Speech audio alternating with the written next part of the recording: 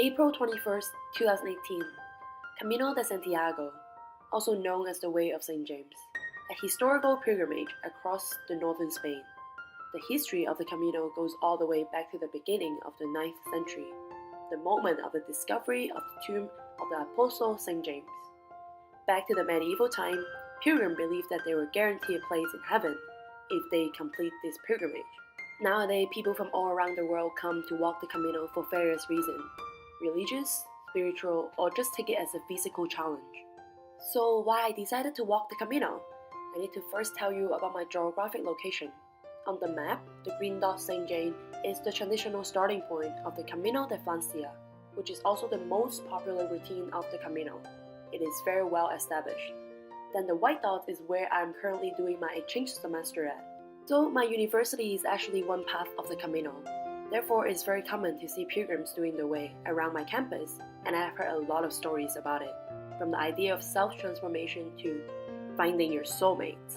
Despite all the fascinating stories that I heard, I never felt the need of doing it, until my last Spanish class, when my teacher mentioned that his dad biked the Camino before, and somehow that night, I find myself Googling how to bike the Camino. After hours of research, there was something inside that was telling me that I need to do this. And yes, at that point, I decided that I want to do it. But renting a bike for the Camino cost at least 200 euros.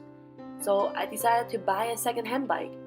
And with the help of my lovely friends here, I managed to get a bike and be ready to go. The original plan was to bike from where I am now, Pamplona, to Santiago. But later, I'm realistic enough to realize that I'm not physically ready to be on the bike for this long. So I changed the plan to bike the last 200 kilometers of the Camino, which is starting from the Pink Hearts. If you are biking the Camino, the last 200 kilometers is the minimum requirement for you to receive the Compostela, and if you are walking, the last 100 kilometers is the minimum requirement. But just the day before my planned journey, I realized that all the transportation required me to dismantle my bike, and I have no tools or skill to do so. So I decided to just forget about the plan and walk the last 100 kilometers of the Camino from Sarria. Remember, no matter how you're doing the Camino, walking, biking, or horseback riding, you should still get your pilgrim passport at the pilgrim office that costs a few euros, because this passport will show that you are walking the Camino as a pilgrim and allows you to stay at the public albergue. If you're like me, only walking the last 100 kilometers of the Camino, then you should stamp your passport at least twice a day in order to receive the Compostela once you arrive Santiago. There is no one single particular reason why I walked the Camino, but there was something from within that urged me to do so.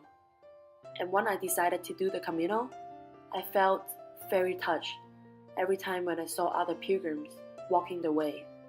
So, I'm ready to spend some time on my own, for myself, and look forward to what this journey will unfold.